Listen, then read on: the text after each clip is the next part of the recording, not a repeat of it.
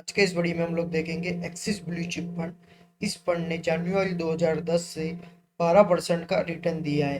पिछले 5 साल के दौरान 11.5 के करीब रिटर्न दिया है और पिछले 3 साल में 10.86% का रिटर्न दिया है और पिछले 1 साल के दौरान इस फंड का रिटर्न -5.68% था।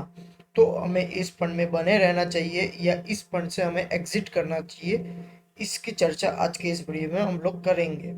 सबसे पहले हम लोग देखेंगे एक्सिस ब्लू चिप फंड ये हमें क्यों सिलेक्ट करना चाहिए। इसके पीछे एक्सिस म्यूचुअल फंड वालों ने कुछ रीजन दिए। ये लोग कुछ पैरामीटर पे इनको सिलेक्ट करते हैं, जैसे कि स्ट्रॉन्ग कॉर्पोरेट गवर्नेंस और promoter holding, strong business model, company with good ROE and cash flow. Axis blue chip fund ने अपने पोर्टफोलियो को 2 सेगमेंट में डिवाइड करके रखा है। एक है लीडर्स और दूसरा है चैलेंजर्स। पहले नंबर लीडर्स में जिस भी कंपनियों का मार्केट में अच्छी कमांड बना के रखी है, इनको ये लोग ने पहले नंबर की कैटेगरी में रखा है ताकि ये लोग एक स्टेडी रिटर्न जनरेट कर सके। और दूसरे नंबर चैलेंजर्स में, जो कि 40% है, इसमें जिस भी कंपनियां आने वाले समय में मार्केट को गेन कर सकती है, इस कंपनियों को इस सेगमेंट पर रखा है ताकि ये लोग हायर अल्फा जनरेट कर सके। अगर हम लोग एक्सिस ब्लू चिप फंड की बात करें तो इस फंड के जो मैनेजर है मिस्टर श्रेयस देवलकर है और इस फंड की जो एनएवी है 42.52 है। और इस फंड ने अब तक कंपाउंड एनुअल ग्रोथ रिटर्न जो है 12% का दिया है। और इस फंड की जो कैटेगरी है वो वेरी हाई रिस्क की कैटेगरी में आता है ये फंड। और इस फंड का जो एयूएम साइज हो 35,200 के करीब है। अगर हम लोग एक्सिस ब्लू चिप के फंड मैनेजर को देखते हैं तो इसमें सबसे पहला नाम है मिस्टर श्रेयस देवलकर का।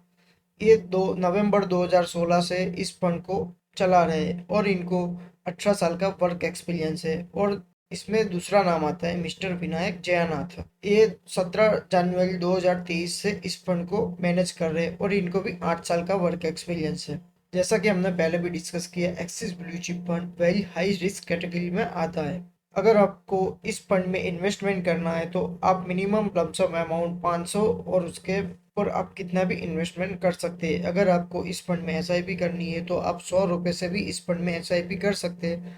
अगर आपको इस फंड में एग्जिट लेनी है तो इनिशियल अमाउंट का 10% अगर आप लोग 1 साल के अंदर निकालते हैं तो कोई भी चार्ज नहीं लगेगा, लेकिन इसके ऊपर आपको 1% का चार्ज देना होगा। और 12 महीनों के बाद यानी कि 1 साल के बाद अपना निवेश निकालते हैं तो आपको कोई भी चार्ज नहीं देना होगा। एक्सिस ब्लू चिप फंड में क्यों निवेश करना चाहिए और इस फंड ने इसके कुछ रीजन दिए जो आप यहाँ पे पढ़ सकते हैं।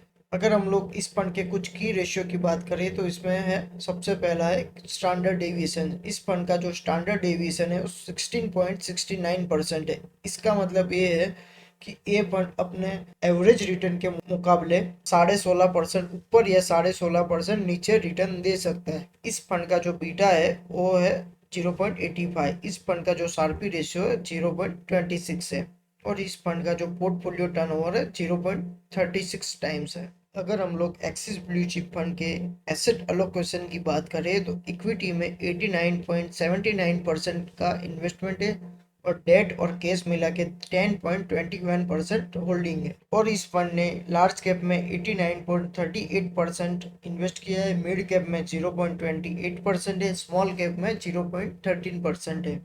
अगर टॉप 5 सेक्टर्स की बात करें तो फाइनेंशियल सर्विसेज में 39.58% है, इंफॉर्मेशन टेक्नोलॉजी में 12.09% है, 7.98% है, ऑटोमोबाइल एंड कंपोनेंट्स में 4.81% है, ऑयल एंड कंज्यूमर फ्यूल्स में 4.39% है। अगर हम लोग इस फंड के टॉप 10 शेयर्स की लिस्ट देखें तो इसमें सबसे पहला है ICICI bank, Bajaj finance, HDFC bank, avenue supermart, Infosys, TCS, Kotak Mahindra bank, Reliance, L&T and Mahindra. इस 10 शेयर्स में इस फंड का 60% अमाउंट इन्वेस्टेड है। अगर हम लोग रिस्क पैरामीटर पे देखें तो जैसा हमने पहले भी देखा, स्टैंडर्ड डेविएशन 16.70 के करीब है, बीटा इसका 0.82 है और इस फंड का जो ट्रैकिंग एरर है 6.80% है।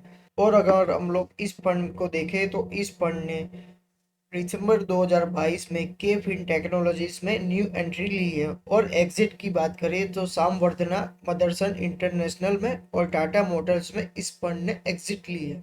अगर हम लोग एक्सिस ब्लू चिप फंड के लमसम रिटर्न की बात करें तो इस फंड ने पिछले 1 साल के दौरान 5.68% का रिटर्न दिया है। वहीं इसके बेंचमार्क इंडेक्स ने 6% का रिटर्न दिया है।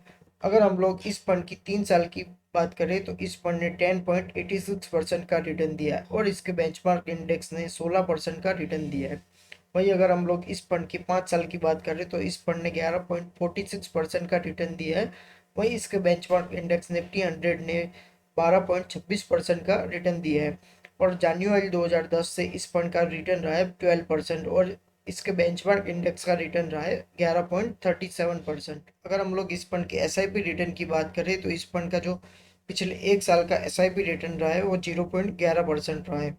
पिछले 3 साल का रिटर्न 10.25% है और पिछले 5 साल का रिटर्न 11.42% है और 2010 से इस फंड का रिटर्न लगभग 13% के करीब है। अगर आपको 5 साल या उससे ऊपर इस फंड को होल्ड करना है तभी आप इस फंड में बने रह सकते हैं, नहीं तो आप इस फंड को सेल कर सकते हैं। इससे भी अच्छे अच्छे कई फंड्स बाजार में उपलब्ध है।